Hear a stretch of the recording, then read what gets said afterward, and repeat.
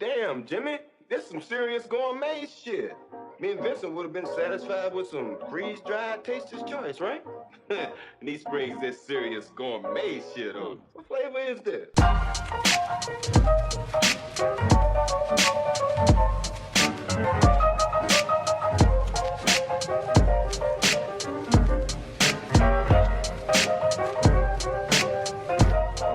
Welcome everyone to episode 5 of Tomorrow's Fights podcast. We'll be breaking down UFC 217 tonight. I'm your host, Matthew Catalano, and with me as always, the man in the white room. What's up, Matt Smith? What's going on?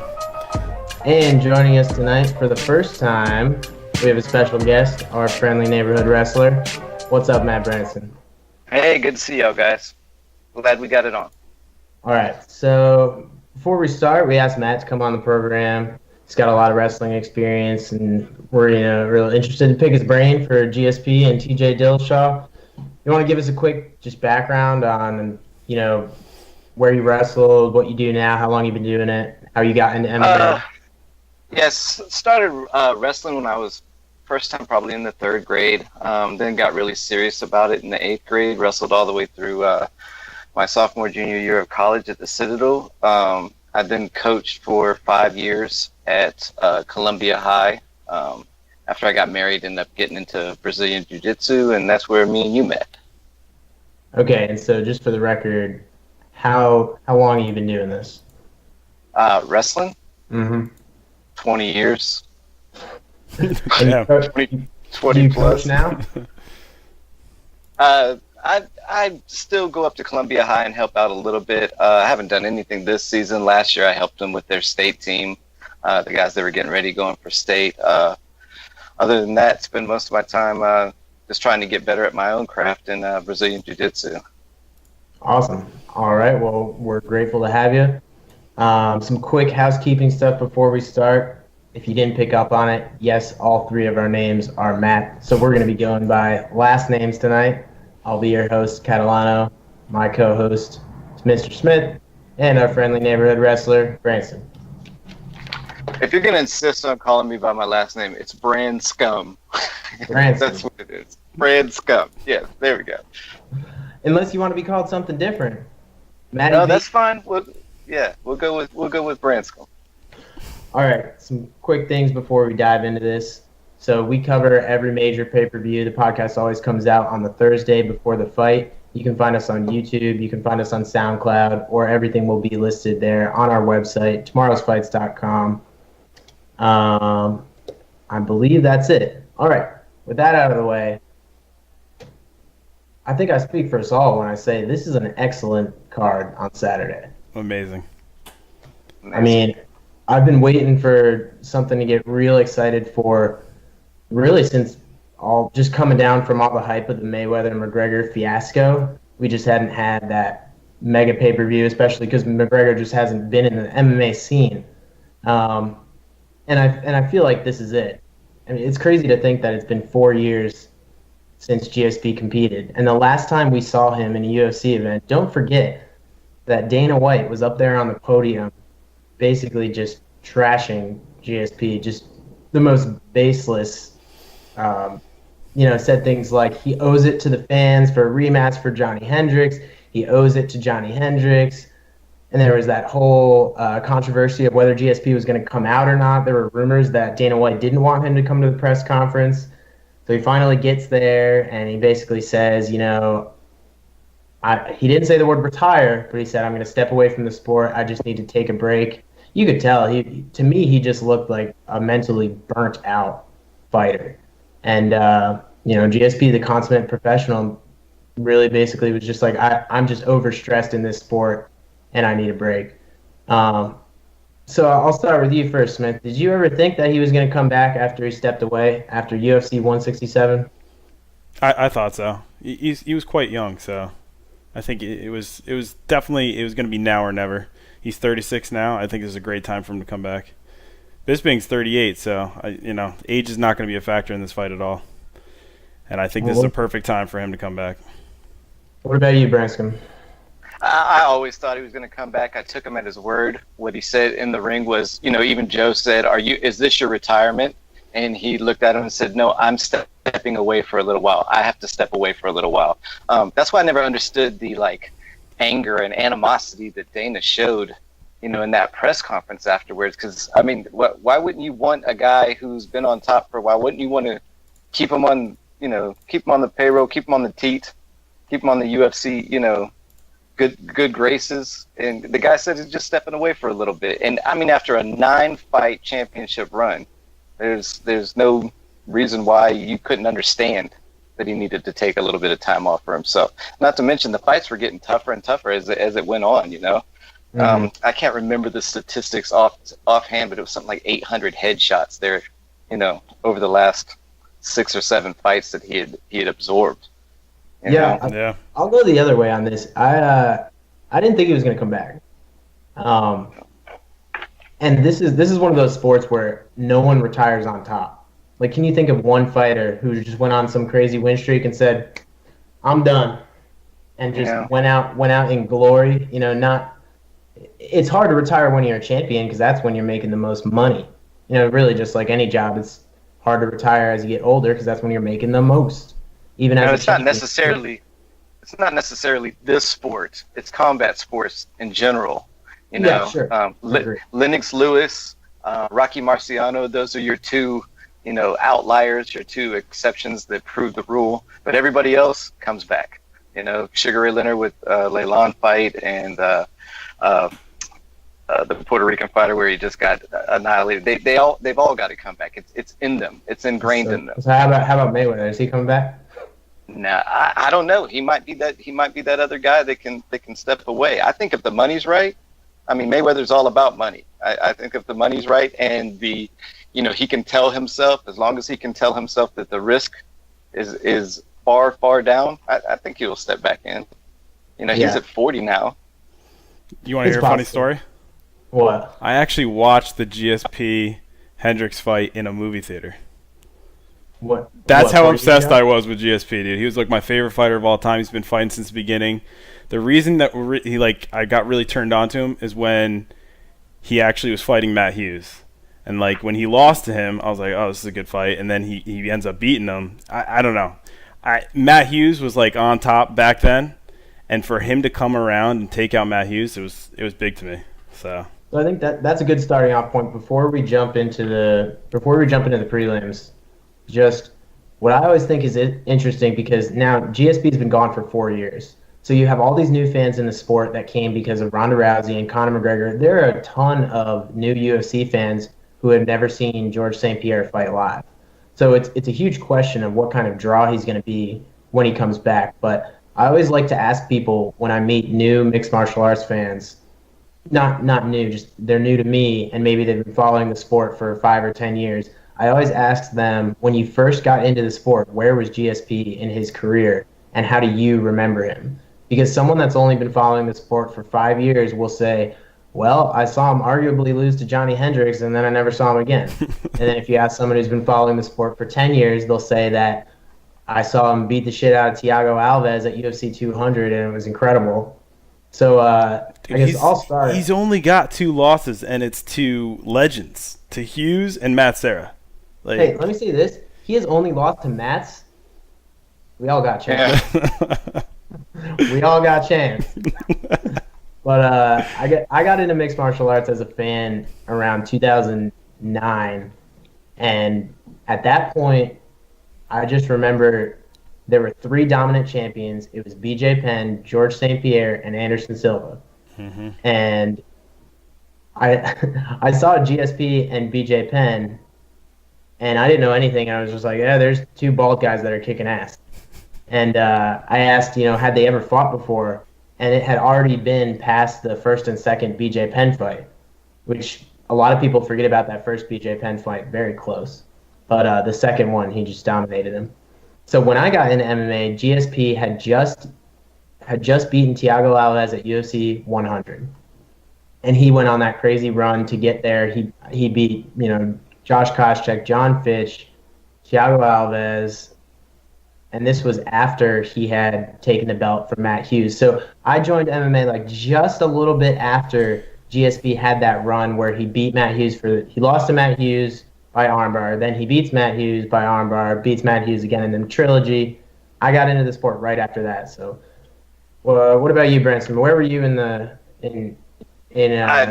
You're gonna really make me date myself here, but when I got into MMA, GSP was still probably he would have been in high school like me.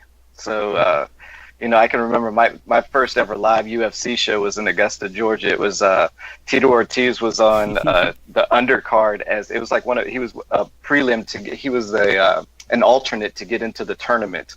Vitor Belfort beat Tank Abbott senseless in front of that's how old this is. Vitor Belfort, no known weaknesses. Yeah. I remember watching the first BJ Penn fight live. I had a huge party for the second BJ Penn fight. I knew that it was going to go the way that it did. I just didn't think he was going to be big enough or strong enough. By the time GSP got to where he was in the second fight, he'd already outclassed BJ Penn in my eyes. So did you see him coming up when he was undefeated and lost his first fight to Matt Hughes? Yes, I remember watching him lose his first match to Matt Hughes. I also remember him losing his match to Matt Serra. That would be the fight that people questioned his heart for because he got that hit and maybe did some ghost tapping when he was down on the ground. They were tapping the strikes when he didn't know what planet he was on, maybe. Yeah. I mean, he took a good lick there. But then he, in the fights that he's lost, he lost to Matt Hughes, came back, beat him. Lost to Matt Serra, came back and dominated him. It was an ugly fight with BJ Penn the first time. He definitely lost the first round and then outgassed him in the second and third rounds. The second time they fought, I mean, he just beat him bloody. He's only lost in round one in both of his losses. Yeah. They're both round one. That's pretty funny. Yeah.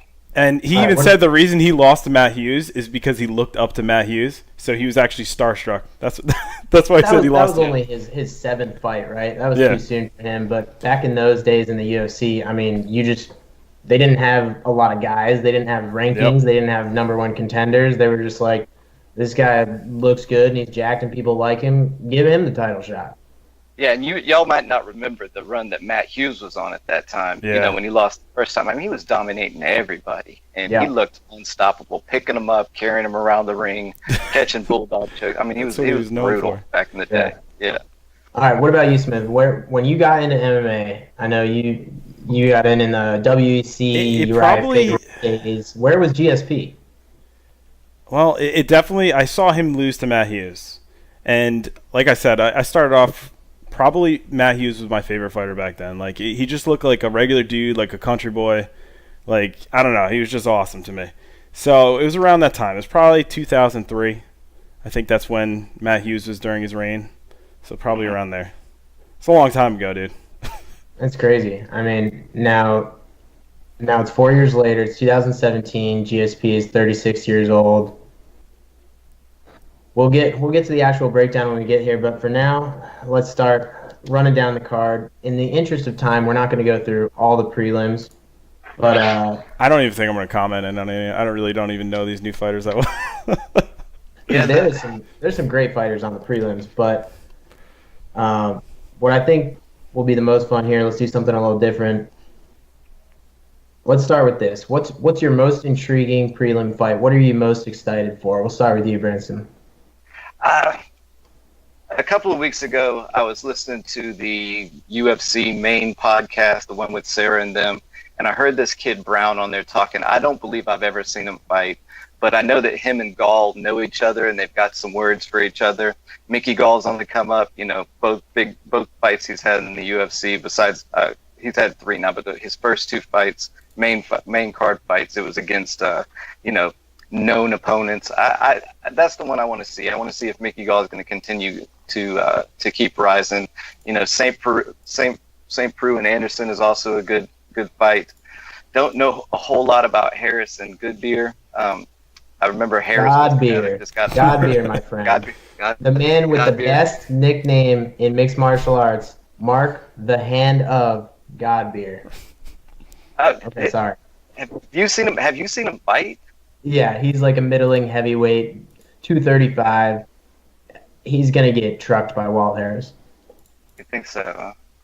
But yeah, I'm absolutely digging the Mickey Gall Randy Brown fight. Now both of those guys were actually found on Dana White's show, his new little Looking for a Fight, where he just like travels the fucking world and just like bums around at regional shows and like picks guys that he think looks good. I don't know. But that's where Mickey Gall came from. That's where Randy Brown came from. And yeah. Mickey Gall, of course, he's a brown belt in jiu-jitsu and he wants to fight on the ground. I've actually seen like a no-gi match of his. I don't know where it was, but he fought Gordon Ryan, who is like tearing up the no-gi scene right now. And he took him to a decision. He didn't get submitted, and he held his own. So it's tough to evaluate like how good Mickey Gall is on the ground. I mean, he's fought nobody, but I thought he was going to lose to Sage Northcutt, and he beat him. Yeah. So Mickey Gall was actually going to be my he's someone I would want to give like breakout fighter of the prelims to, which is another thing we'll do. But he beats CM Punk, he gets a lot of notoriety. Then he beats Sage Northcutt, which I thought was a huge step up, and then he disappears for like 11 months. And he called out Dan Hardy, who's been retired for like 5 years. Come on. So I don't know. I mean, the other thing is he's actually the underdog to Randy Brown here. I think that must be based on experience. But he's definitely got a better ground game than Randy Brown. So yeah, I've never watched the Looking for a Fight. I think maybe I saw one show of it. It wasn't the one with Brown on it. I just happened to hear him talk. He sounded like a very knowledgeable kid. Seemed like somebody I wanted to check out. So I'm looking forward to that fight right there. Yeah, I would like to see Mickey Gall win and like keep moving up. But hey, Randy Brown posts on Reddit, man. So that's pretty cool. What about you, Smith? Any prelim that sticks out to you? Not really. I'm actually kind of interested in this Gall kid, though, because I'm looking him up, and all 3 of his wins were from submission. So he's got to be pretty damn dirty on the ground. Yeah, so he wants to get to your back and finish the fight. That's what he likes to do. How long ago was that Gordon Ryan match? Do you remember? Hold on. Because I know Gordon Ryan's only been grappling, like doing submission grappling for like 4 years.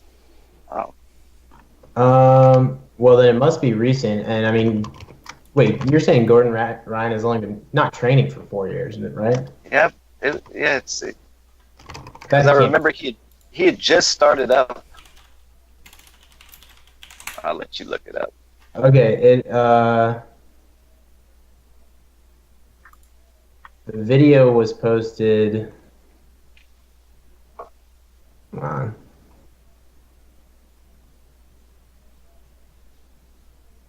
I think it was 2016. Okay. Well, that's amazing if you went the distance with him in 2016, because I mean, since 2015 he has been on a tear. Oh, wait, sorry. It was 2015 in April. Still, that's 2 years ago. Less. Yeah. That's not bad. Okay, so we're all excited for Mickey Gall. But my most intriguing fight on the prelims, the one I'm looking forward to the most, maybe this is kind of a cop-out because it's basically headlining the Fox Sports 1 card, is the James Vick versus Joe Duffy fight. Joe Duffy, of course, is the guy who arm triangled Conor McGregor, like 5 years ago or whenever. And he's a really good boxer. His basically claim to fame was being the last guy to beat McGregor, and Nate Diaz really fucked that up for him. And he's done really well in the UFC, other than that Dustin Poirier loss, and that was a great fight. Yeah, no, he's an excellent boxer. He beat McGregor in 2010. Damn, 7 years ago. I don't know if much speaks to that loss for McGregor, but every time Joe Duffy goes out there, they always ask him, because he's in the same weight class as McGregor now that Conor moved up to 155. Oh, do you want that rematch? You want that rematch? And they always introduce him as the last man to beat McGregor. Well, they can't say that anymore. So Nate Diaz really, really fucked up his claim to fame there. But nonetheless, he's a great boxer. I'm glad he re-signed with the UFC. That Dustin Poirier fight, I think he was a pretty big favorite there too. It was a great fight. But, yeah, he just let himself get out grappled a little bit. Duffy was the favorite over Poirier in that fight? I'll tell you right now. That would be I thought he surprising was. to me. Let's fact check that. I thought he was a slight favorite, but I might be wrong. Poirier having a lot more experience than him. Joe Duffy. Joe Duffy was the favorite, minus 170, so like very close. Really? Yeah. Well, he was on such a win streak, man. Like, people were really high on him. And I think Poirier was probably coming off, like, he had been knocked out by Michael Johnson recently, so people were looking at that and saying, Michael Johnson, Joe Duffy's a better boxer, maybe doesn't hit as hard, but that's probably where that came from. Mm-hmm. Okay, so James Vick is the underdog. This is at lightweight, 155. James Vick is absolutely huge for that division. He's 6'3", which is crazy for 155, and he looks it in there. He looks big and tall. He's got a good fundamental boxing game, a good jab, and he's got a sweet front headlock game. Branson, you'll love this guy. I mean, he's got, as soon as he gets close to people, he's looking for Darce chokes, anacondas, guillotines. I don't like when he still falls to his back a little bit too much when he chases guillotines, but he's got a good guard, good ground game, and he's so long for that division. It's funny. I think he's listed as a blue belt, but he's clearly, his MMA jiu-jitsu is clearly beyond that. Joe Duffy actually is listed as a purple belt. Who knows? Yeah. But James Vick also gets my breakout fighter of the prelims with a win here. His only loss in the UFC, or loss period, is to Beneil Dariush, who we figured out was pretty damn good. That was kind of a fluke KO there. Nothing wrong with that. After that, he Darce choked Abel Trujillo and then TKO'd Marco Pollo Reyes. So if he gets 3 wins in a row, and especially if he gets a finish against Joe Duffy, I think you'll start hearing a lot of people talk about James Vick. So the other question you asked us was who we thought was fighting for their job. Yes. Oh, Johnny Hendricks. I was about to say I'll extend this to the main card because yeah, well that's for sure. Isn't it amazing how Hendricks and GSP are on the same card yet again, but Hendricks is now fighting for his job and GSP has a title fight coming back? I promise you that was set up that way, because if for some reason, Michael Bisping fell through, they were going to try to put Hendricks out there with GSP again. No, hell no. I don't even think GSP would want to do it. Well, I think it would have had to have been at middleweight anyway. And it's still a toss up whether or not Hendricks. Yeah, or it's still a toss up whether he'll make 185 too. Lay out that tiramisu. Yeah. Yeah, so I think we're all in agreement there. I mean, really, this speaks to how good the quality is on this card. There's really nobody on the prelims on a losing streak that would be questionable for a cut. I mean, if I had to say anybody, maybe if Randy Brown gets blown out by Mickey Gall and they just don't find anything else to do with him, that'll be 2 losses. 155 is real crowded. But I was thinking possibly Corey Anderson.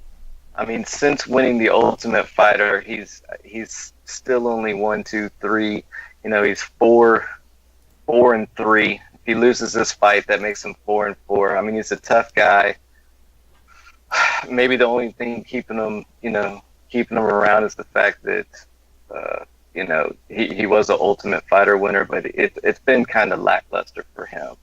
yeah, And the fact that there isn't a whole lot of meat to cut off of the light heavyweight division anyway. And you can't be an up-and-coming prospect and be losing split decisions to Shogun Rua in 2016, my friends. The interesting thing about that Corey Anderson St. Preux fight is both of them just got dusted off recently by Manawa.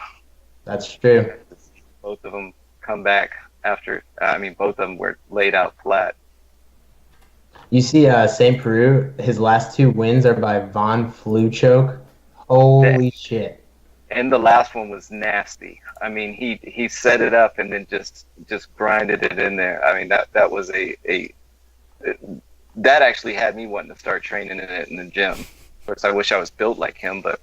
Yeah, but the Von Fluchoke is the most basic submission. I mean, you have to just be overloaded with ineptitude or distraction to get caught in that. All you do is let go of your side control guillotine that isn't anything anyways. Or be Yoshin Nakami and find out that you're fighting that week. Yeah, I can't believe Yushin held on to that. I mean, he's a better grappler than that. What the hell was he thinking? Yeah. It's crazy. So, all right, I'll just read down the prelims real quick, just to show the quality of this card. On the Fight Pass prelims, which start at 6:30 on Fight Pass, Ayman Zahabi, which is Faraz Zahabi's brother, is fighting Ricardo Ramos. At light heavyweight, next is Ian Kutalaba fighting Michael. Cannot pronounce that guy's last name. Oletsajukuk. Nailed it. Then we have the heavyweight fight, Olensky Olnik versus Curtis Blades. You know Olensky Olnik? He's the heavyweight with like a ton of Ezekiel choke wins. Okay, yeah, his last one he got actually from Bottom, right? Is that the guy? From Bottom Mount. Yeah. The guy was mounted on him, Victor Pesta. This is how you get your one-way ticket out of the UFC, is getting fucking no-gi Ezekiel choked from Top Mount. Holy shit. I mean, you can't be in the UFC getting tapped out when you're in Mount. That's just some crazy shit. His opponent has a serious MMA name, Curtis Blades. Oh, that is a great fighter. That sounds like a name that you would make up in a game. It sounds like a name that he's part of the long-lost X-Men. He's also a real good wrestler. You haven't heard of this guy? Look at his Wikipedia real quick. He wrestled at... You know, I remember watching him fight this Francis Ngannou fight. I don't know if I saw any of these other ones. So Curtis Blades wrestled for De La Salle Institute in Chicago, winning a state title in his senior year, compiling an undefeated record of 44-0. He also played football. He later earned a full wrestling scholarship to Northern Illinois University and then transferred to Harper College. At Harper, he won the NJCAA. What the hell is that? It's JUCO. What does that mean? JUCO, like, so you would have Division I, Division II, Division III, and then JUCO. Oh, okay. So JUCO is worse than Division III? I wouldn't say they're worse. I mean, there's just, there's places for it, There's Yeah. I don't know if I would pick a Division III national champ over a JUCO national champ. So they're kind of lateral, maybe? Normally you would start out at one of those schools. A lot of even D1 schools will pick up a wrestler from there, Even the big schools, someone who's done very well will end up moving up into D1, get a few years down there. Like a farm system almost? Yeah. Cool. All right, so that wraps up the Fight Pass card, which even those 3 fights are pretty nice. Then at 8 p.m. on Fox Sports 1 is the prelim card, which opens with Randy Brown, Mickey Gall, which we all agree we're excited for. Then we move to light heavyweight, OSP, Oven St. Peru versus Corey Anderson. I think that's a good fight. Then at heavyweight, Walt Harris takes on Mark the Hand of Godbeard. This is actually the fight that got moved from UFC 216 over to 217.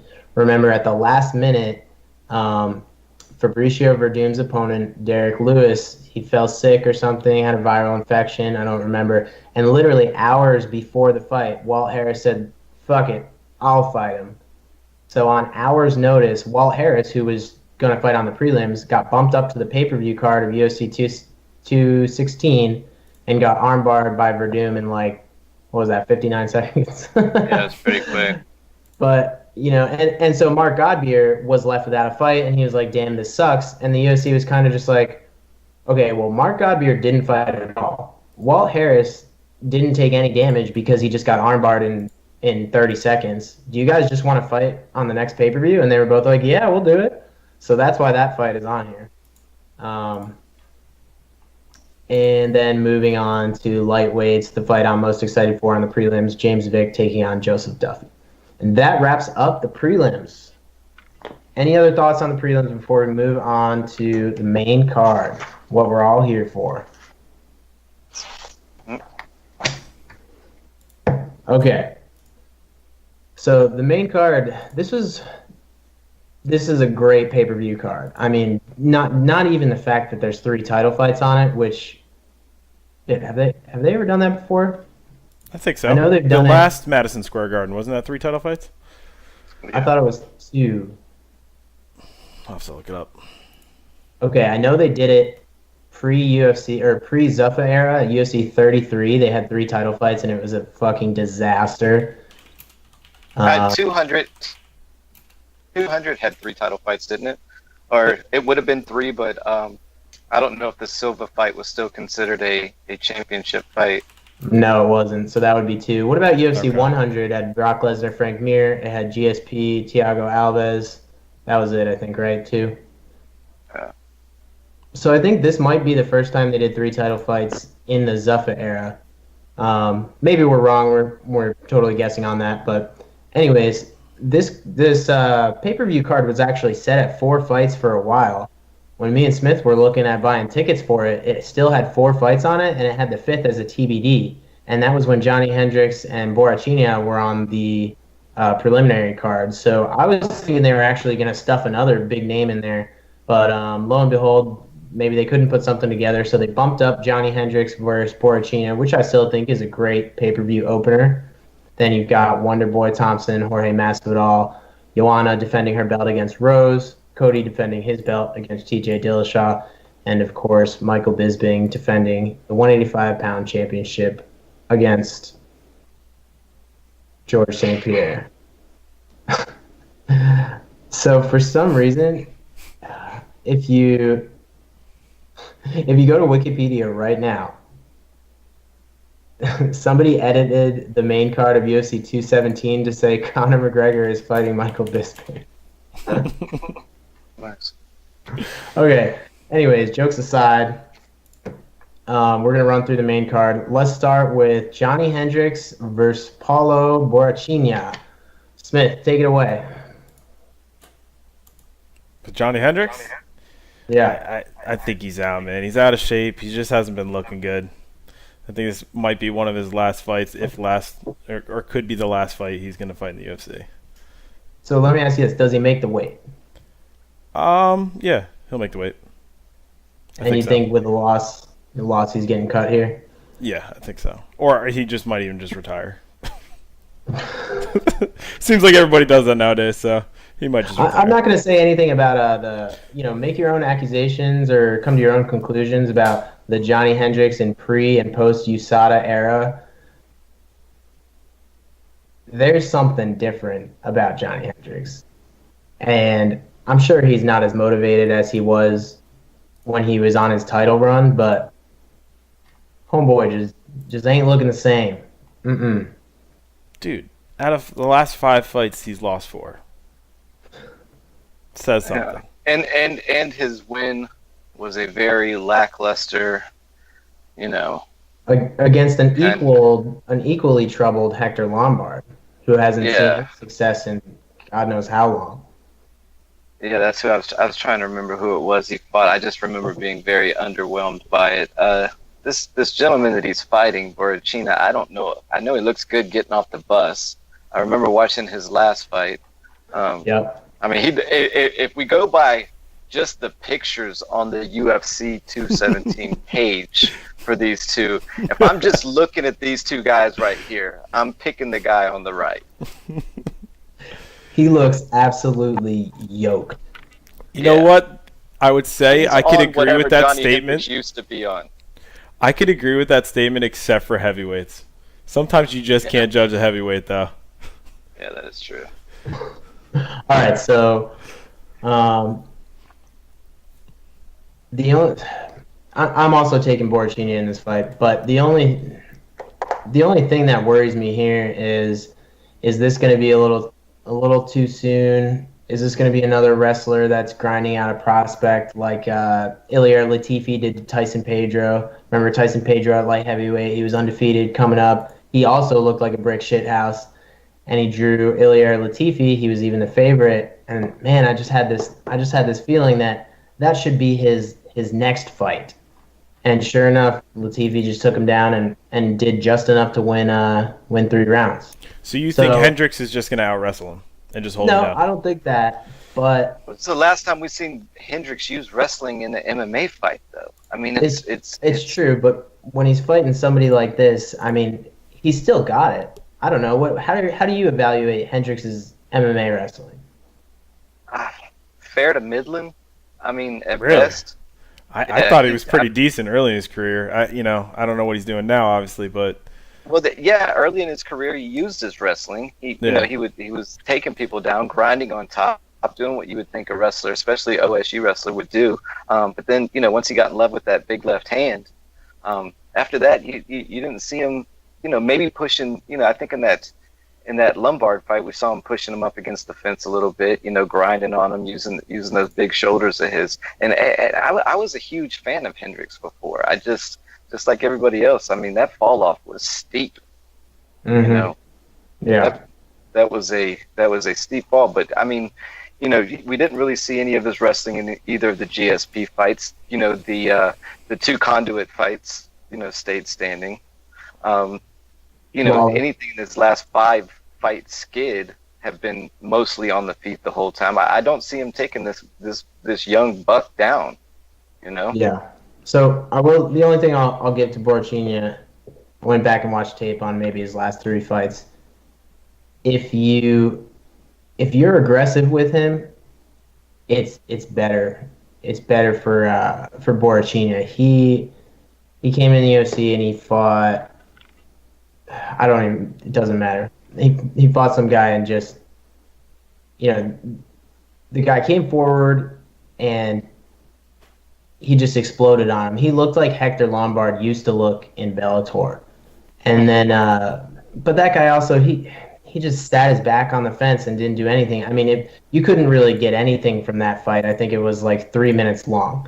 His next fight, he fights Bambos, who's actually, he was a bit of a prospect himself. He comes out, bounces around. And Borrachinha, if he's fighting someone who's really like on his bicycle and kind of moving all around the octagon, he'll just sit there and wait. He controls distance pretty well, but he gave up like 3 takedowns in that first round. And I wasn't really impressed with his defensive wrestling.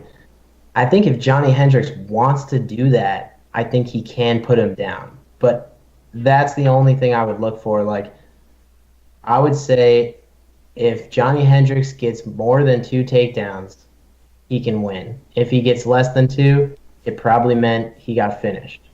And one thing we're not talking about is, I don't know how big of a factor it'll be with Johnny being, what is he, 38 now? He's not that old, is he? He might be 34. He's 34. 34? Yeah, 34. Huh.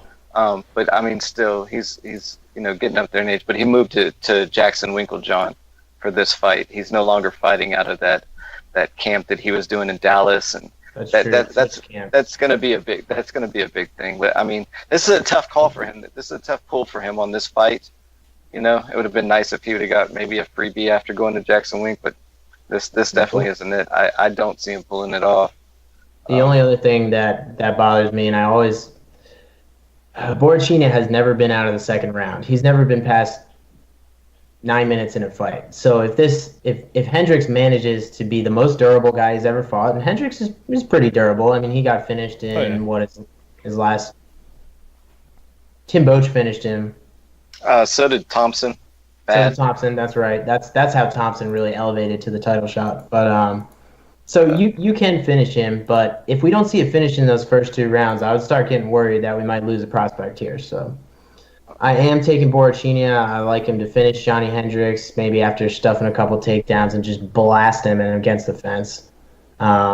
He's just so much bigger. I mean, they had a stare down today for media day. Holy shit. Does not look like the same weight class because it's not really.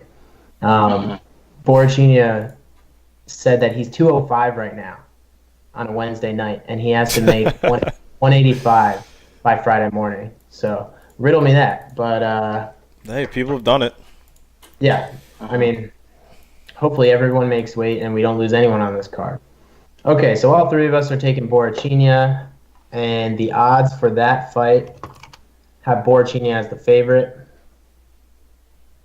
He's listed as a minus 250 favorite. Man, that's giving him a lot of credit for someone as unknown as him. Well, But Johnny Hendricks coming back at plus 200. So if you really feel like Johnny Hendricks is going to wrestle his way to a decision, go ahead and throw some money on him, but I don't advise it. I don't see him doing it, but I'll tell you the most important thing I think in the UFC, even the early days of the UFC, is a wrestling background. So if Johnny Hendricks can actually start using his wrestling again, he has a good chance at this fight. That's for sure. Mm-hmm. Agreed. All right, moving on up the card. The fourth fight, man, this is another great one. It just shows you how good this pay-per-view is. Jorge Masvidal coming in at 32-12, fighting at 170 right now. Traditionally, he fights at 155. Is taking on Stephen Wonderboy Thompson, who's 13-2. He last challenged for the title against Tyron Woodley twice. The first fight was a majority draw. The second fight, we'll just pretend never happened. And something to watch out for here, Jorge Masvidal is a traditional 155er, so there will be some size difference here. When's the last time he's fought at 55, though? Ross Pearson? Right, yeah. It was 4 fights ago, 2016. Yeah, so I mean, he's had enough time to adjust, and it's not like Stephen Thompson is a huge 70-pounder. No, he'll have about 2 inches of reach and 2 inches of height. Take that for what it is, but he's going to be the bigger guy in there. Well, why don't you start us off, Branscombe? Who are you taking?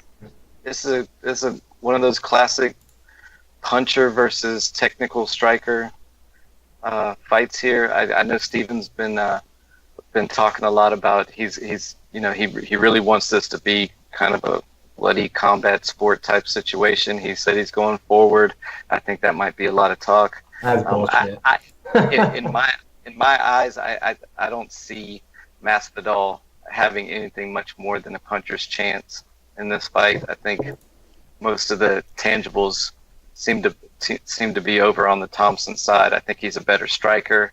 I think he's going to be good enough to stay off the ground with Masvidal, who's not known as a slick submission guy anyway. I think that he's going to be the longer fighter, and he's that fighter that does know how to use that 2 inches to all it's worth. He's only got a 1 inch reach advantage. That's weird. I would agree with everything you're saying with this. I think Steven, he's one of those guys you remember all his fights because he's just good. He's just very technical. He's great at striking, and it's fun to watch. So if I had to choose someone, I'd be going with him all day. All right, so I can see by your face you're going Masvidal just to be you think he's riding that Cerrone win, and you think he's going to pull that out of here in MSG. Well, he's technically not riding the Cerrone win because remember he lost that split decision to Damian Maia. Yeah. But I went back and watched that Cerrone fight again. Oh, they should never have let Cerrone come out for that second round. He was done. I mean, people weren't sure whether Herb Dean stopped the fight or stopped the round. Like Masvidal was ready to celebrate. Yeah. And Cerrone went back to his corner, and Greg Jackson was trying to give him a pep talk. Dude did not know what planet he was on, man. They were the big difference between Josh Thompson and Cerrone is that once somebody puts the pedal to the metal on Cerrone, he tends to fold a little bit. Josh Thompson, we've seen multiple times now where he get his bell rung and will get up and finish a fight. He is one tough Carolina boy. You mean Stephen Thompson, but yes, I agree. Stephen Thompson, yeah, not Josh Thompson. And he is from Carolina, that's right. Yeah, Stephen Thompson. I mean, Woodley almost knocked his head into the upper rows of Madison Square Garden last time they were there, and I don't know how he finished the fight, and came back and was actually on top at the end of that round. Yeah. Okay, all valid points. I'm I'm going to dissent here and take Masvidal, and I'll tell you why. I think Stephen Thompson falls into the problem that a lot of great kickers fall into, namely Anderson Silva. Oh, who's the other guy? Donald Cerrone, of course. They fall in love with their kickboxing game so much, especially their kicking, that they have poor defensive boxing. That's how Anderson Silva got knocked out by Chris Weidman. Even in Anderson Silva's boxing match, he essentially let himself get backed up, and he just couldn't defend himself. Donald Cerrone, just look at the Nate Diaz fight where it was all boxing. He just doesn't move his head enough, and when he doesn't have that kicking range, he just doesn't know how to protect himself. I think Stephen Thompson falls into that trap a little bit as well.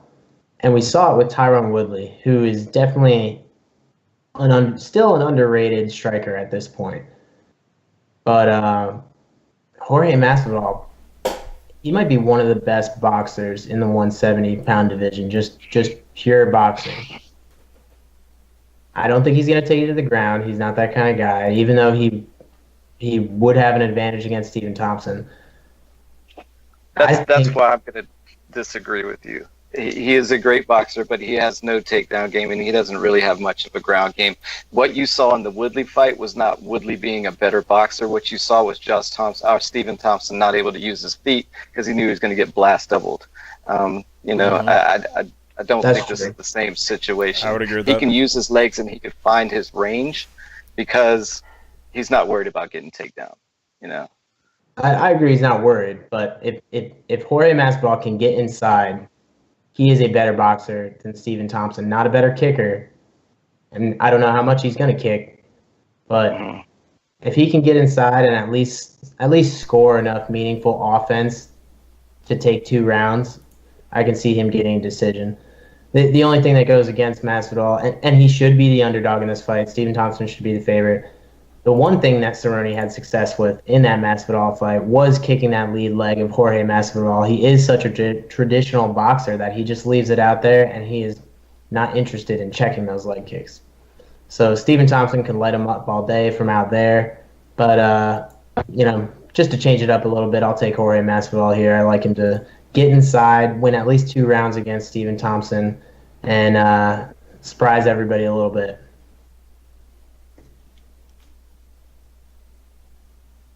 Okay, which brings us to the first title fight on the card. Joanna Jędrzejczyk, the champion, taking on Rose Namajunas. Joanna is 30 years old. She comes into this fight at 14-0, and she's taking on Rose Namajunas. Joanna, by the way, she's 30, she's 5'5", and she's got a 65-inch reach. Rose is 5'6". She's got a 65-inch reach. Rose is only 25 years old. Isn't that crazy? Yep. I didn't know she was that young. I'm going to be a jerk here and say the only reason Namajunas is in this fight is because there's nobody else for Joanna Champion to fight whatsoever left in the division. I don't think you're being... I would have thought... That's not being a jerk. I would have thought... I would have thought she would have at least had to go through one of the gatekeepers to get into this fight. I mean, beating Karate Hottie and Paige Van Zandt does not, to me, put you at the top of the list. But Paige Van Zandt was on Dancing with the Stars. That is true. I mean, Thug Rose does have a name. She was going to be the next Ronda Rousey. I remember when she was on that season of Tough. That's what everybody said. But, I've seen this girl crack before. I saw her crack very, very hard in that Cookie Monster fight in that first one, and she hasn't really beat a whole lot of people since then that you would say are the upper echelon of the strawweight division. She hasn't. She didn't beat Claudia Gadelha. She didn't beat Andrade, and she didn't beat the other little Polish girl that is a monster.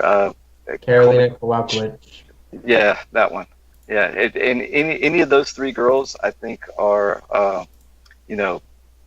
who I thought Namajunas should have got. I don't see this fight going her way at all. She's not a takedown artist, and even the two big takedown artists in this division, which would be Claudia Gadelha and Andrade, could not get Joanna Champion off of her feet. So how does Rose do it? You know, she's not. She you know, we've seen her do some flying triangles and whatnot, but mostly what happens is, you know, they're doing some sort of scramble thing and she ends up taking the back. I just don't see her doing that to Joanna Champion. I see her getting beat up pretty bad and cracking sometime in the third. Well, I agree with your assessment, but it's funny because that head and arm throw that Paige Van Zandt loves, Michelle Waterson also hit Rose Namajunas with that. And what's the big risk when you do a head and arm throw? Back. Yeah. That's right. You get your back taken, and that's exactly what happened to Michelle Waterson. That's exactly what happened to Paige Van Zandt. And that's how she got her 2 rear naked choke wins in the UFC. Is off scooting to the back off a head and arm throw takedown. Middle school wrestling. Yeah. The 2 girls tried middle school wrestling moves where you throw your arm over the other person's head, throw a hip in, and hope for the best. And unfortunately, it doesn't go much further past middle school for a reason, because once you know it's coming, I mean, you're not going to fall for it. Right. So just to clarify, you do think that Joanna is going to finish her? Oh yeah, I would say she cracks by the middle of the end of the third. And I hope to see her again. I hope to see her. I hope to see her against either of those 3 girls that we just discussed. I think those are great fights for her. I'd like to see where she ends up in those. Like you said, 25 years old. Still got 5 good years left of fighting in her, and she seems to take her time in between fights, so she can stay around for a while. I think the only reason we didn't see her against those gatekeepers you mentioned, Gedalia, or Andrade, is because they didn't want to kill off the next contender. Yeah, for sure. I think they made the Michelle Waterson Rose Namajunas fight, and they already had in their minds, fuck it, the winner of this one is going to do it. You're right. They don't have anybody else. I mean, that's it. So, all right, Smith, who are you taking and why? I think Joanna. She just looks so good in all of her fights. She's the definition of a champion. She knows how to go in and win a fight, and I think she's awesome to watch. I agree. Probably going to finish in the 3rd or 4th round. And she's done a lot of 5-round fights now at this point. So she knows what to train for and the cardio and everything else. She's just going to outclass her. And punch and kick output does not slow down after the 3rd round at all with her. Not at that weight class either. I mean, she just keeps going. That's what ended up happening to Claudia Gadelha. She couldn't, she kept trying to dig out those doubles over and over and over again, and Joanna just stuck with it and then just kept peppering. And she's not going to slow down. You can't wrestle like that for 25 minutes, especially when you're not having success. Yeah. So I'm also taking Joanna Jędrzejczyk. The only thing I'd like to point to in this fight is Rose's striking has come along a lot further since the Ultimate Fighter. Initially when she fought Karolina Kowalkiewicz, for some reason in my mind I thought that Karolina dominated her, and she did win a clear 29-28, a clear 2 rounds to 1. But on the rewatch, Rose took that first round, and she had some long, crisp, good striking. She had some good counters. It was only when Karolina started to find her way into the clinch where she realized, oh, this is a much easier avenue for me to win this fight, which is surprising because Rose is pretty decent in the clinch. So I completely forgot she had already fought her one time before, didn't she? Yep. And lost to her. She did lose that fight, but she looked good in the first round, much better than I remembered. I mean, she was hurting Karolina. She was catching her coming in. She was catching her with right-hand counters. And Rose has a very long stance. She throws head kicks. That's what she dropped Michelle Waterson with. Joanna, like a lot of other long-reigning striking champions that fight for 5 rounds, she likes to feel people out in that first round. Joanna likes to throw a lot of leg kicks. She tests the distance, throws a couple jabs, but I would not be surprised if she gives away the first round to Rose. I still think she finishes her late, but it might be something to look for if Rose can get off a couple right-hand counters and actually hurt Joanna, or if she just shocks her with a head kick or something. I mean, we've seen crazier things. I don't see it happening, but that's what I'm going to look for if you're measuring the success of Rose Namajunas in that fight. So what's the line on this one? it's the biggest discrepancy on the card. Joanna Jędrzejczyk is coming in at minus 600. She's climbed up to. Holy shit. Damn. Rose comes back at a plus 400. So if you're a true believer in Rose, you can throw $10 down and win 40. I don't suggest you do it, but the line is there. Okay, so all three of us are taking Joanna Jędrzejczyk to defend her belt, and that will be how many defenses for her? This will be her sixth, her record-breaking tie, won't it? Wait, so will this tie Ronda Rousey's? Yeah, if she wins this one, I believe it'll be her sixth title defense, which will be the tying for the Rousey record. That's correct. This will be 6, and I believe that will tie Ronda Rousey. So Joanna Jędrzejczyk doing big things in the female strawweight division. Well, and they different just weight class, opened up though.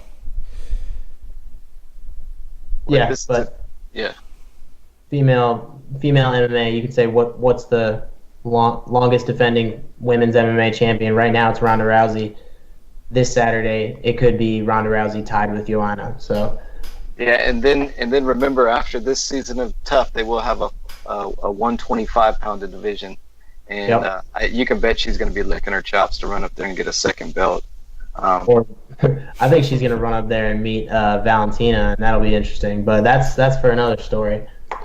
Okay, moving on to the bantamweight division, the co-main event, the second title fight of the night. Cody Garbrandt, the champion, defends his belt against TJ Dillashaw. Cody Garbrandt comes in undefeated, one of the few undefeated champions, 11-0, having last defeated Dominic Cruz at UFC 207, which was just what a shocking fight that was. I remember watching that just in disbelief at how much success he had, how good he looked. Cody Garbrandt takes on one TJ Dillashaw, also a former Team Alpha Male fighter, of course. TJ Dillashaw comes in 14-3, having last fought on the same card as Cody Garbrandt when he won the belt, where he defeated John Lineker in a 3-round decision, where he basically took no damage, did whatever he wanted to John Lineker. Before that, he fought Rafael Assunção, and before that, he lost his belt in that split decision in Cruz's return fight. So these guys have a common opponent in Dominic Cruz, which I'm sure we'll be discussing here. Smith, let's start with you. So are we going to discuss the Uriah Faber drama? All right, yeah, start us off with the Uriah Faber drama, sure. So I think this is going to be interesting. To be honest with you, man, this is a hard fight to call. I can't pick a fighter on this one. I think this is the most compelling fight on the card in terms of skill versus skill. Yeah, I also, this is the one that I could go either way. What'd you say the line was on this one? Cody Garbrandt has become a little bit bigger of a favorite. He is now minus 185, and TJ Dillashaw comes back at plus 150. So very, very close on the line. It seems like nobody else is confident on how this will go. I mean, Cody's got all the steam going with him, but TJ also, has looked great lately. Aside from that razor-thin loss to Cruz. Actually, it wasn't razor-thin. I mean, it was a definite loss, but it was a very competitive fight, I thought. I don't know. I think, like we discussed earlier today, I think Dillashaw is definitely the better wrestler. I think Cody has the better hands. I think Dillashaw has the better feet. Both of them dislike each other, but I think Cody uses that to feed himself a little bit better than Dillashaw does. But I was listening to whenever Cody and Uriah were on the Joe Rogan, I could not believe how, even though they wanted to talk bad about Dillashaw, you could tell they had a lot of respect for him. I can remember whenever Cruz was talking about wanting him in his camp, back when they were on the Tough together, and how he'd pursued him before, to get him to coach him in college. So I don't know. If I had to pick someone, I would pick Dillashaw. I think he's maybe got more experience in this situation, but it didn't look like Cody shied away from that limelight at all in that last Cruz fight. It looked like he ate it up. So yeah, I'll pick Dillashaw because I'm pretty sure both of y'all are going to go with Garbrandt. I'll go with Cody. All right, Smith is taking Garbrandt. So the one thing that's interesting about Garbrandt, I just want to touch on this before I dig into this breakdown. I think he's like so close to having potential to be a star in the UFC. The only thing he's missing is he doesn't have that wit, that like ability to talk quickly and elegantly like McGregor does, or like even Bisping or Chael or anything like that. And I really think these days the three things you need to be a star in the UFC, like somebody that pulls in pay-per-views, somebody that people care about, somebody that your girlfriend is like, who's that guy? I think you need three things. I think you need to be successful, and you need to be finishing fights. And number three is you got to be able to talk. I know people don't like to hear it, but that's part of it. And I don't think Cody Garbrandt has that yet, but he's young, and there's potential for him in there. But I think what does shine through in his personality and with him talking, though, is that he's being himself. I mean, that's kind of the appeal for Mike Perry. It's not funny. It's not good. The talking isn't well spoken, and it doesn't. Mike Perry is funny, but because it's ridiculous that he's. Yeah, but he's being himself. Seriously. Yeah, but he's being himself. Yeah, he really is that douchebag, and that's what people like to see. I think Cody Garbrandt really is this, tough-nosed kid from Ohio. Loves to freaking scrap, loves to get angry, loves to get in there, and I think people are drawn to that. And he's a good-looking dude, I wouldn't have gone with that many neck tattoos, but he's photogenic.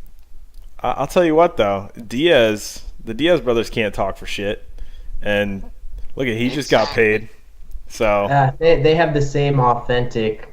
Like, I can't believe these guys this is seriously who they are, authenticity about them. They just ooze sincerity they're just unapologetic of who they are. I still sense some like insecurity in Cody Garbrandt, especially when him and Dominic Cruz were leading up to their fight. But, I mean, like I said, the kid's young and he's a great fighter. He's got 2 out of 3 star-making potential qualities already. If he beats TJ Dillashaw and then goes on to start some type of streak, and imagine he's still undefeated and he starts calling out people everywhere, getting on the mic, like, I think the UFC should really invest in him if he wins this fight. But the big thing is he said he could go down to 25.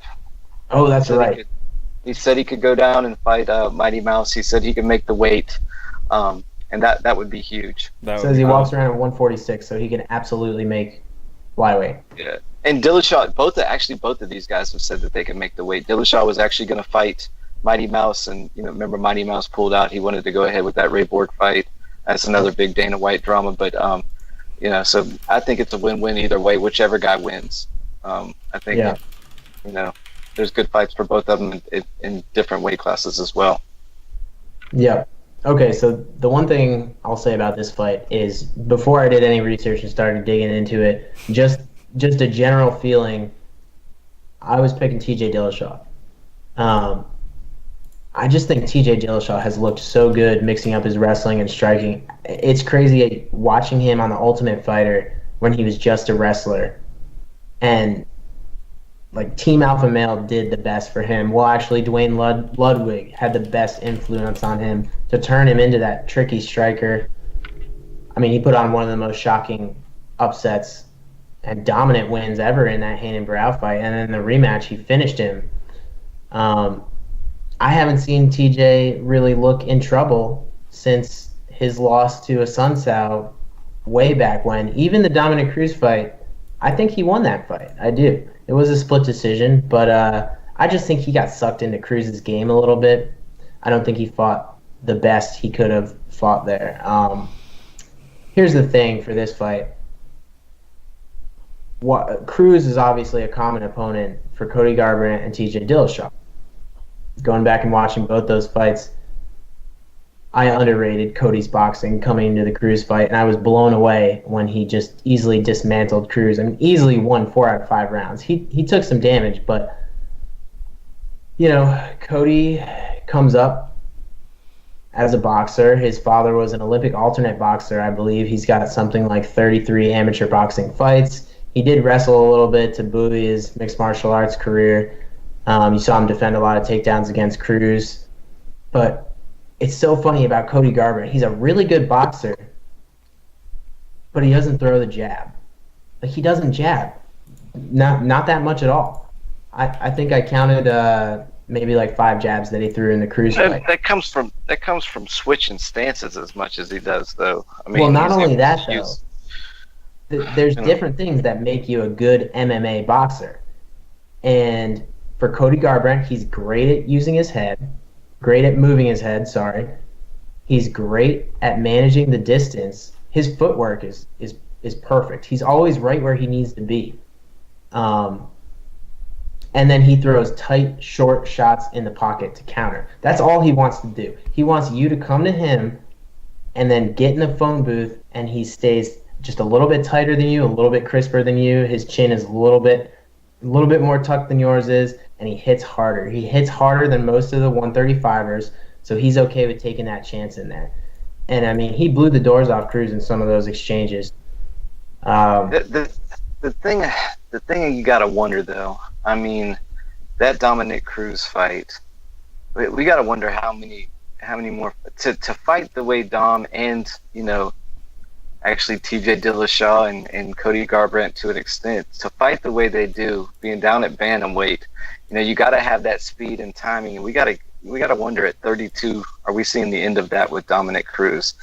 Dom, he might have been able to use his pride and that pain he was feeling in his feet to pull something out special against TJ Dillashaw in the comeback fight, but maybe it just wasn't there again for this fight. I don't know that makes Cody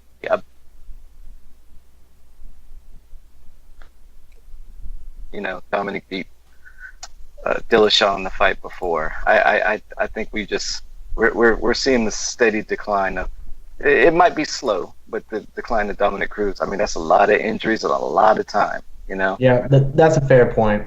But since I didn't hear any injuries about Dominic Cruz in that fight, I'm just going to assume the best of him and just give the credit to Cody Garbrandt. The only other thing I want to say is I think TJ Dillashaw, he can't throw any leg kicks in this fight unless Cody Garbrandt is backing up, because Garbrandt is great at aggressing and countering off those leg kicks. Yeah. I think what TJ Dillashaw should focus on is that left high kick that he throws, because Garbrandt doesn't really protect his right side when he's getting ready to throw his right hand counters. And Cruz just didn't throw any high kicks in that fight, barely at all. But Dillashaw mixes that in with his wrestling a lot. I mean, he kicks like a fucking monkey when he does it. So I would love to see them build a game plan strictly for Cody Garbrandt, and let's see what that is. Like, I would not have him throw any leg kicks, and I would have TJ just jab a ton, try and stay distance, because what beats looping hooks is jabs and straight shots. Yeah, straight shots.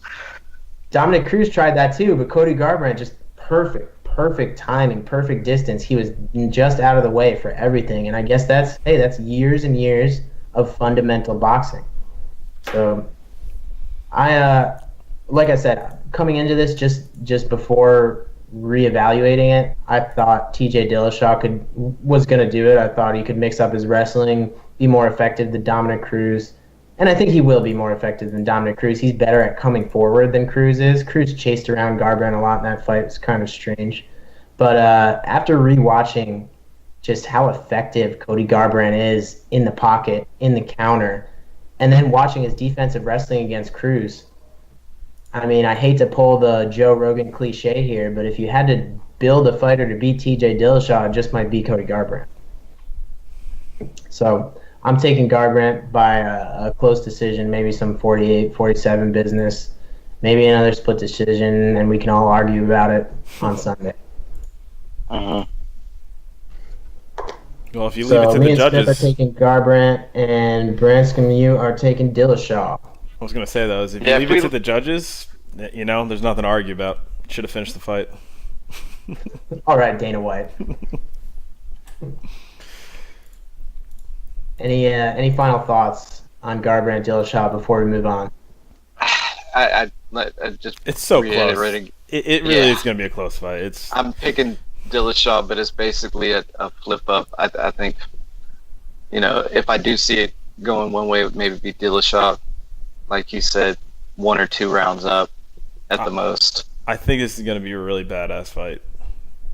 Mm-hmm. I do want to see if anybody can implement their wrestling. I mean, if anyone, I guess it's going to be Dillashaw trying, but yeah. We've never seen anybody hold Garbrandt down for more than 5 seconds. So, okay. That brings us to the main event in the middleweight division with Michael Count Bisping, the middleweight champion. Just let that sink in. I mean, I've been trying to let it sink in ever since he knocked out Luke Rockhold, and I've still been having trouble. But Michael the Count Bisping comes in defending his belt. He's 30-7. He last fought over a year ago at UFC 204. He defended his belt against Dan Henderson. That was in 2016. Before that, he had the spectacular KO of Luke Rockhold, where he took the fight on 2 weeks' notice. Before that, he defeated one Anderson the Spider Silva in that crazy, bloody, brutal fight where he just got kneed in the cheekbone. And while he was picking up his mouth guard, very strange. But he fought through that, earned that decision, I thought. Just Bisping is just tough as hell. And now, having beaten his last 3 opponents, Anderson Silva, Luke Rockhold, and Dan Henderson, he looks to take on the returning George St. Pierre. George St. Pierre is 36. And since someone edited the Wikipedia to add Conor McGregor, it's taking me a minute.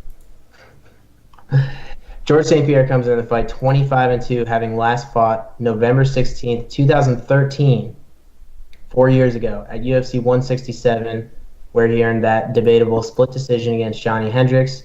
Before that, he took a clear decision over Nick Diaz, Carlos Condit, Jake Shields, Josh Koscheck. I could keep going down this line.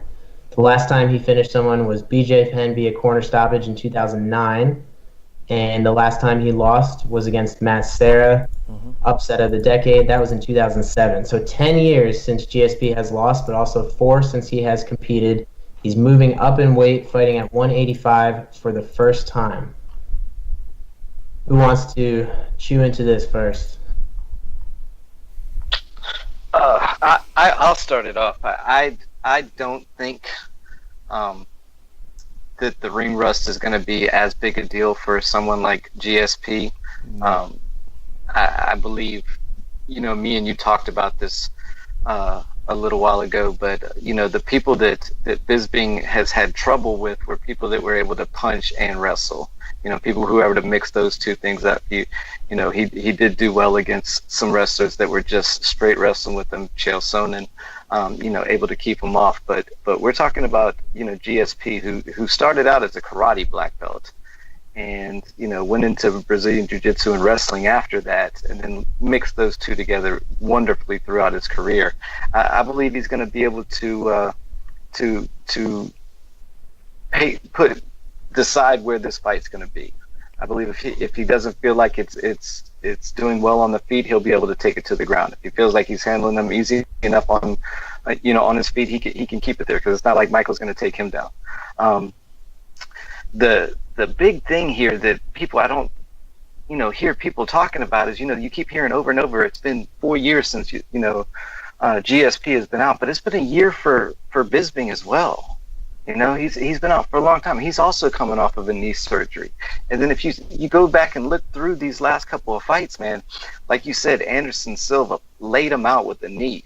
Whether he was picking up his mouthpiece or not, he got laid flat on he was knocked out. He was knocked the F out. Then also the fight that he won with Dan Henderson, there were a couple of times there where he got mollywopped and put halfway through the mat. I mean, it didn't look like he was getting up. Then you got knockout losses in there, not too long ago to Vitor Belfort. When was that? 2013. These things have added up. And here's the thing too. Those wins over Henderson and Silva, these guys weren't in their prime anymore. Like, it's not like a big accomplishment anymore, in my opinion. Like the Luke Rockhold thing, yeah, okay. But the other two, I would have hoped he would beat them. So I think this is GSP all day. He's so well-rounded. Nobody trains as hard as him. His endurance is amazing. His wrestling is phenomenal. He's even like when people are coming in to throw like a punch on him, that's when he goes for the takedown. So like Bisping's going to have to worry about just throwing a punch and being taken down. I can't imagine a GSP at 185 pounds. I think he's just going to be pure domination right now.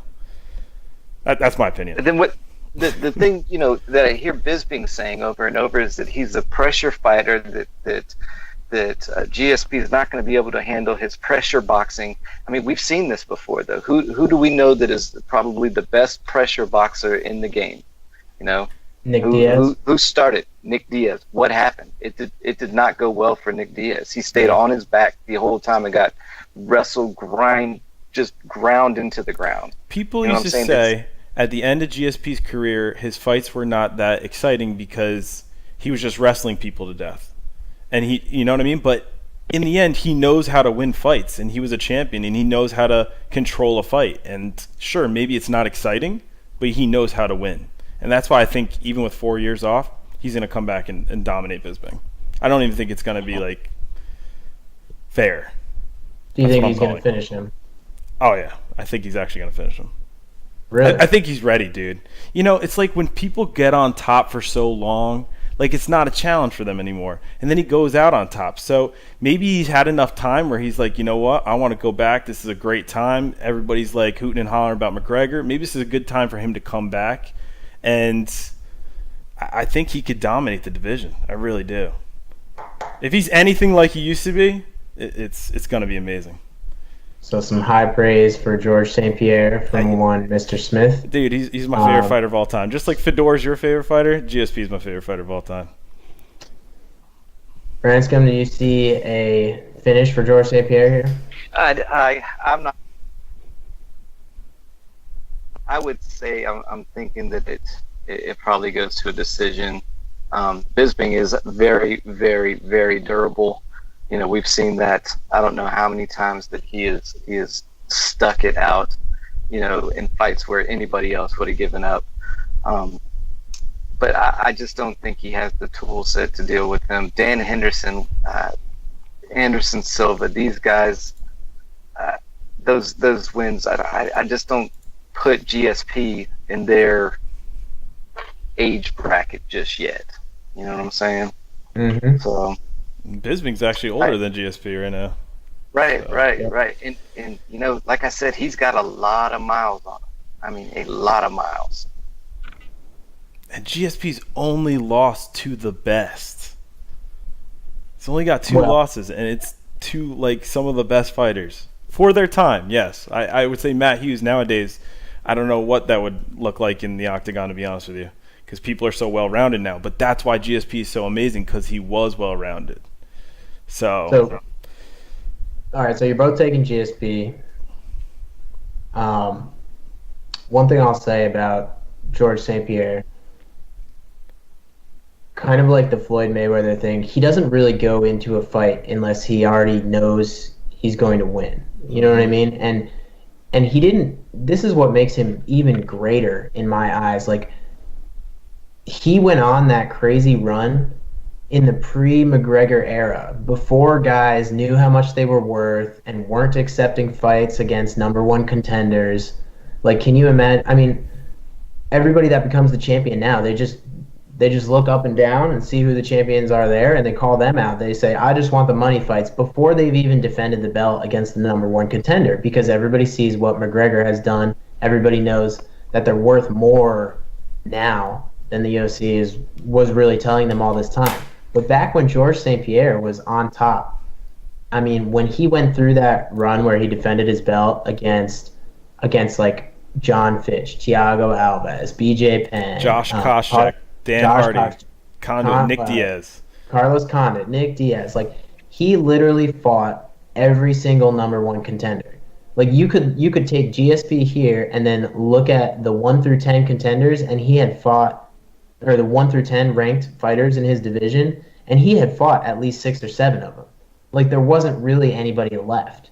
And And there's no champion besides Demetrius Johnson and maybe Joanna that you can do that with today. Just look through the 1 through 10, and they've fought at least 6 of them. I guarantee you can't do that with anyone today.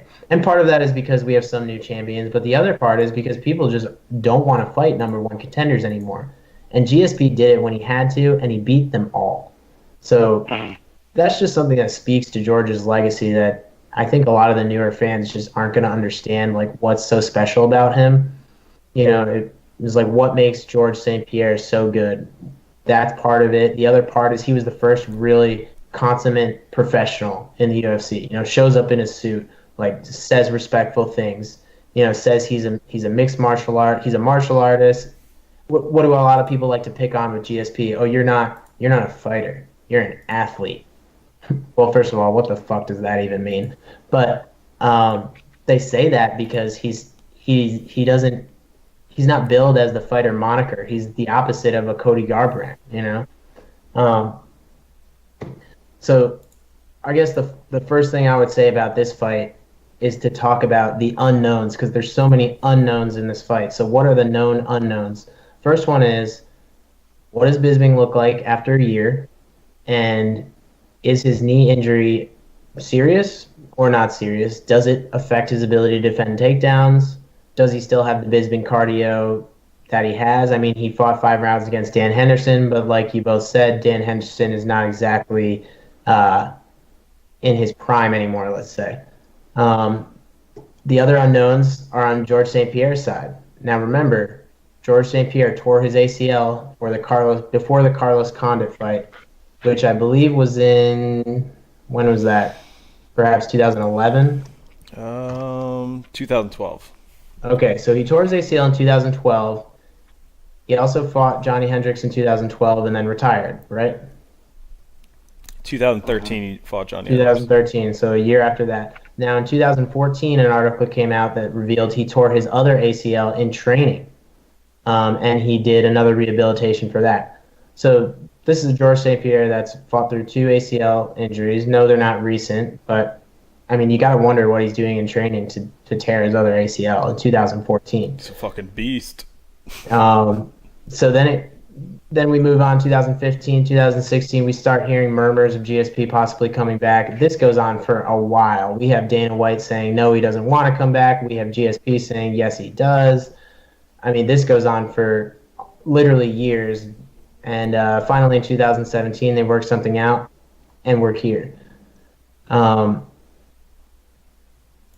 The other unknown, obviously, is how does George St. Pierre look after 4 years?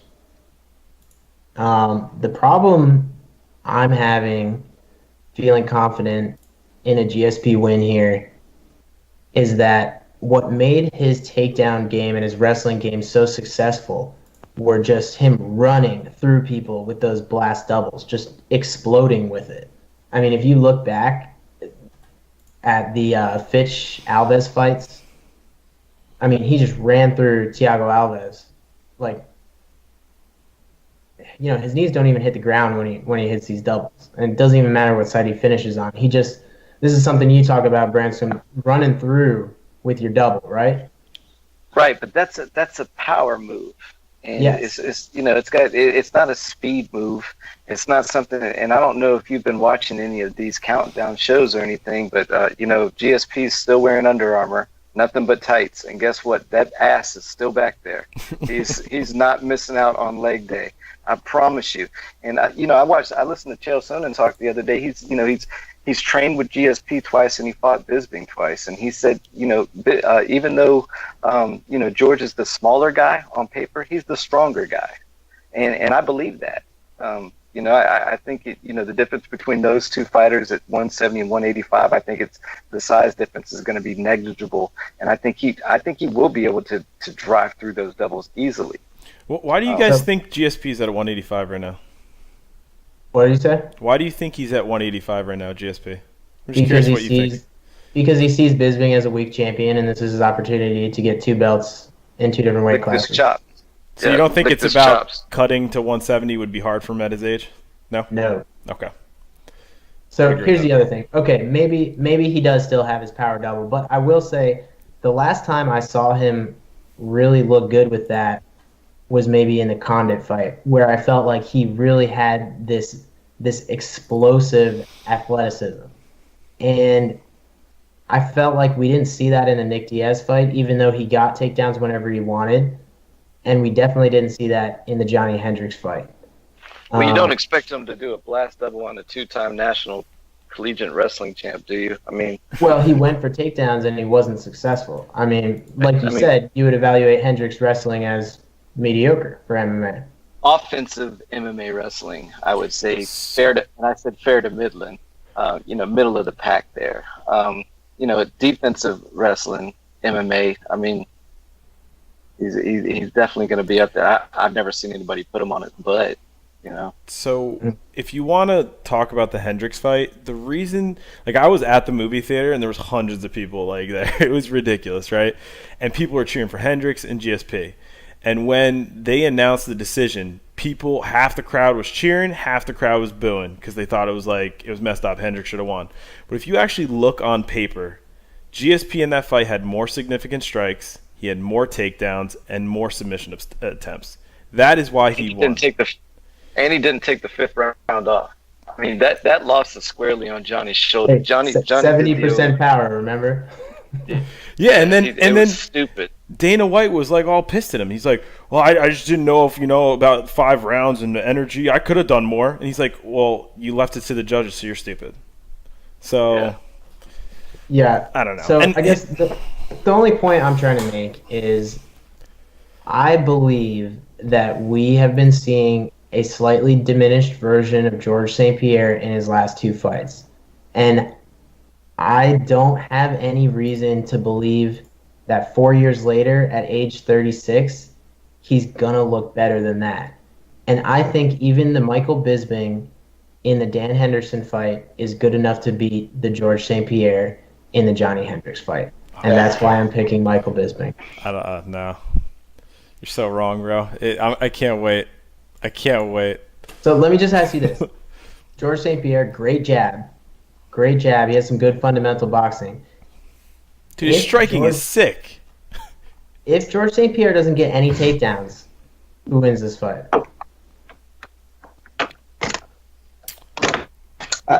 Okay, and I'll tell you this. The only reason he doesn't get takedowns is because he's winning the stand-up. If he's not winning the stand-up, he's taking it down. It's clear as day. Let's say he fails on all his takedowns. Who is winning the striking exchanges? Dude, GSP. I'm telling you. Go watch highlight videos, dude. He's sick. I know how good he is. I just don't think you've seen, we haven't seen a champion like this in forever, man. And it's going to be amazing when he comes back. So I think this is going to end in decision. I think GSP is going to go something like 3 for 7 on takedowns. I think he's going to get some. Okay. And in those rounds that he's getting them, I think he'll win clearly. And in the rounds that he doesn't, I think he's going to be taking a lot of damage from a bigger, better boxer in Michael Bisping. The only thing I see GSP having success in the stand-up is his jab and his leg kicks. I mean, that's fine if he wants to use those to set up his wrestling, but he's not going to win a stand-up fight against Michael Bisping jabbing and leg kicking. And he's going to get hurt. He's going to take a lot of damage. Bisping's good at grabbing underhooks against the fence. So that's why I think it's going to be important if GSP needs to shoot that he does it off the striking exchanges instead of from the clinch on the fence. I'm telling you, I don't think you mean the way he did his entire career? Huh? I said you mean the way he's done his entire career? Yeah, except for his last 2 fights. Against Vince wrestler. He wasn't that push you up the fence and drop down and grab a single and pull you out in the middle. No, hit you in the middle. No, he's not. But that's exactly what the entire Johnny Hendricks fight was. It was all in the clinch. That was a different fight, though, dude. That was Johnny pushing that. I mean, pushing that clinch, pushing up against the cage. Totally different animal. I'm not saying Johnny Hendricks is Michael Bisping, but... Plus, Johnny Hendricks was good back then. Or decent, at least. He was good back then. Fair point. I'll be honest. I want GSP to win. I think it's better for the UFC if GSP wins. I want it for nostalgia's sake because I want to go back to the golden days of the UFC and see George St. Pierre just ride off into the sunset with 2 belts. Just from an objective analytical standpoint, I see him getting hurt and hurt often with a Bisping that's defending more than half his takedowns and landing the harder shots, sitting down on punches in the exchanges with George, countering off his jab. I see some really tight decision, maybe some questionable scoring. Maybe George takes 2 rounds, maybe 3, all depending on how much top time he has. But I'm going to take Bisping here. I think he's going to hurt him and just have a higher output of offense than George St. Pierre can muster at 36 years old, 4 years away from the sport. I don't know, man. I think the only way Bisping really has a chance is to put him against the cage and in the clinch, but I just don't see GSP ever being there in this fight. And I think he's going to take down Bisping. I think you're going to see a lot of power punches from Bisping, and that is when GSP shines, dude. He will take you down when you're caught off balance like that. When you're going for his head, he's shooting low, and, dude, I'm telling you, he's going to get taken down a lot more than you think. I mean, I'm ready to see it. I don't have. I'm if we're watching the old, if we're getting like the old GSP, this is going to be a great fight. I don't believe this is the old GSP. That's what I'm saying. I just don't. I don't have any reason to believe that he's going to be any better than he started to look at the end of his career in 2013. I just don't. I have no data that tells me that that's going to happen. But that goes back to why this is such an interesting fight. You know, there's so many unknowns here. So I'll take Bisping. You guys are taking GSP. Great fight. One thing I do want to talk about next, though, what is next for both guys? Where do they go from here? Because I think this is almost as interesting as the fight itself. So, Smith, what do you think GSP does if he does win? Does he defend the belt at 185? Dude, I'd like to see him, like, say fuck it and go to another weight class again. Dude, I'm not even kidding, man. No, or do some kind of super fight where fucking McGregor comes up in weight and he goes down. Some crazy shit. I'd love to see. All right, what if Bisping wins? Does he unify the belt with Robert Whittaker, or does he retire? Oh, he's got to unify the belt. Yeah, for sure. Branscombe, what do you think? Yeah, I think Bisping definitely goes for Whittaker. Does whatever he can to stay away from Yoel Romero. I believe if he beats Whittaker, he will retire unless Yoel Romero. I think it cut out a little. Oh, we're losing you, Branscombe. Just the audio. Oh, we lost the audio. Can you hear us? Say something. I don't know. No. Nope. We lost Branscombe's audio. Uh-oh. No.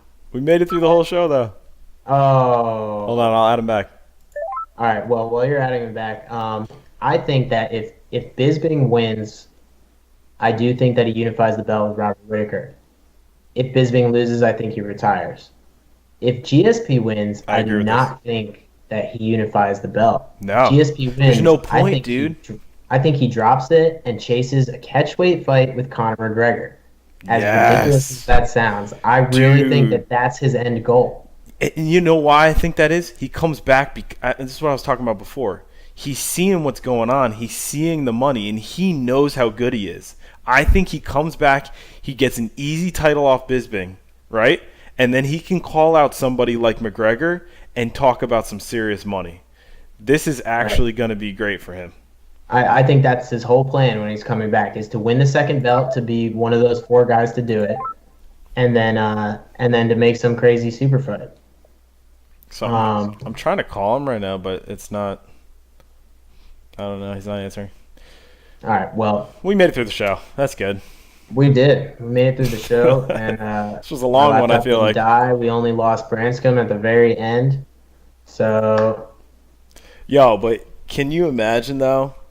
Oh shit, am I frozen now? Can you hear me? No, I can hear you. Oh, I'm fucking frozen on my screen. But can you imagine if GSP wins this? Picture's this? frozen on my screen, but I can hear you. If GSP wins this though, and he actually does go for McGregor, I think Dana White would let it happen. I truly think it would happen. Too. There's too much money on the line for it not to happen. Okay, so because you have the old school UFC fans and the new school, it's gonna be like that would be a huge pay-per-view for UFC. Huge. Oh, absolutely. All right, so right before we sign off here and do the whole housekeeping and where you can find us, we got 2 questions for our listener mail segment. So one comes really? from. Nice. So let's I'm make frozen. sure. I wanted to get to these, even though this is running a little bit long. All right, now your camera disappeared. You still there? All right. Oh, you're back. Oh wait. Oh. I don't know what's going on. Back? Did it kick y'all off? Oh, wait, I hear Branscombe. Oh no. Am I out? I hear everybody. I don't see Smith though. I guess you won't be able to see me. Okay, that's fine, but we can hear you, right? Okay. Yeah. So, Branscombe, you didn't miss anything. We're just wrapping it up. We're just finishing up with the listener mail segment. We got 2 questions. One of them is from Jeff in New Mexico. The Lions have GSP as a slight favorite. Why is that? We're talking about a 36-year-old fighter who hasn't been in the cage in almost 4 years. He'll be undersized and little threat to finish the fight. He hasn't finished a fight since Penn in 2009. Even as a GSP fan, I'm expecting a Bisping TKO. Can George's wrestling advantage be enough to steal the win against a larger opponent? Well, I guess we kind of addressed that. Branscombe, you think it will be? You think he'll be able to get him down basically whenever he wants? Yeah, and hold him there. I don't believe the weight disadvantage is going to outweigh the fact that the GSP is actually the stronger fighter of the two. I believe he's going to be able to out athlete him. Yeah. And you got to remember too, like GSP, his cardio is phenomenal, his training's amazing. Like, and if there's going to be like a prerequisite for the UFC nowadays, or any time in the UFC, wrestling was so huge. I think it's the most important factor in any fighter. If you have a wrestling background, you're already a better fighter in the UFC. Mm-hmm. Can't argue with that. All right, our last question from Felipe in San Francisco. I'm interested to see if GSP can go the full 5 rounds after such a long layoff. Will there be ring rust for him? We already know Bisping is tough. I think that's the question that everybody is asking. And how do you answer that except for on Saturday night? Well, I guess you guys don't think the ring rust is going to be a factor, but I do. I can answer that. All of his fights were champion. Like, he's just been a domination like in the UFC. Like he's won a lot of fights, and the last 7 of his fights all went to decision. So his cardio's there. Like, he knows how to go the distance. GSP. He knows what, how much output he can do per round, what he needs to do to win a round. So I don't think that's going to be a problem. I'd say if someone was coming back and they weren't on top for so long and didn't have so many 5-round fights, then yes, it would be an issue. But for him, he's had a lot of 5-round fights. He knows what he needs to do. He's definitely one of his strong points was cardio, and at least he still had that when he was 32. Let's finish up. I have one last question for you, Branscombe. How do you feel a difference athletically wrestling when you were 36 than wrestling when you were 30? I'm 39, but yeah, I mean it definitely gets tougher. For me, it's always been a cardio thing. It seems like my cardio gets a little worse every year. I feel like I've been able to keep my strength and power up over the years, but I do believe that it does come harder. And the other thing that the factor at that age is that your give a fuck goes away a little bit. You're losing a little bit of testosterone every year, and you're those times when you would want to dig things out before, it just kind of, I feel it myself where I'm like, I don't have to win this position. Whereas before it would be I have to win every single position. I have to take every single point. And I was like, well, maybe I can give one up. And the thing is though, with GSP, he's 2 years younger than Bisping. You know, I think both of these guys are not at their A game. I don't understand how people are looking at this from the lens that for some reason Bisping is the younger guy who's been fighting and who is way more active. You know, it's not that much of a case. I mean, he spent all of last year out, and then the fights that he did have, the 2 years prior. I mean, one of them he got knocked out cold. I mean, I just don't think that that GSP's age and time off is going to be a big effect. It would be a big factor against Woodley, but not against Bisping. Do you see what I'm saying? Yes. I would agree with that. Like his losing a little bit of his athleticism will not matter as much against Bisping, is what I'm saying. Whereas against Woodley, it would be a huge factor. Yeah. It's probably why he's not fighting Woodley. I would Exactly. also I would also argue that Bisping's game relies less on athleticism than GSP's does, though. So maybe Bisping can kind of age into his game a little bit easier than maybe George St. Pierre can. But that about does it for us. So I'm taking Michael Bisping to retain his championship on Saturday. Branscombe and Mr. Smith are taking George St. Pierre to be the new 185-pound champion and one of only 4 guys to have 2 belts. He'll join the likes of Conor McGregor, BJ Penn, and Randy Couture. Didn't BJ Penn have 3 belts? No, 2. 2? But wasn't one of them didn't he go to heavyweight or something crazy? He fought Lyoto Machida at open weight. Yeah. That wasn't even in the UFC.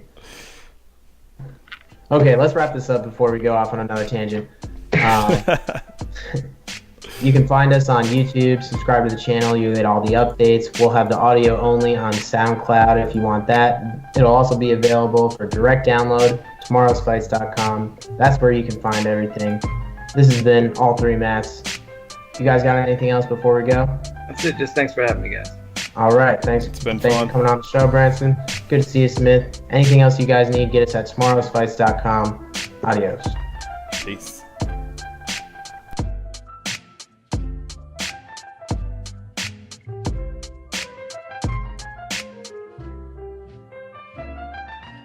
I don't need you to tell me how fucking good my coffee is, okay? I'm the one who buys it. I know how good it is.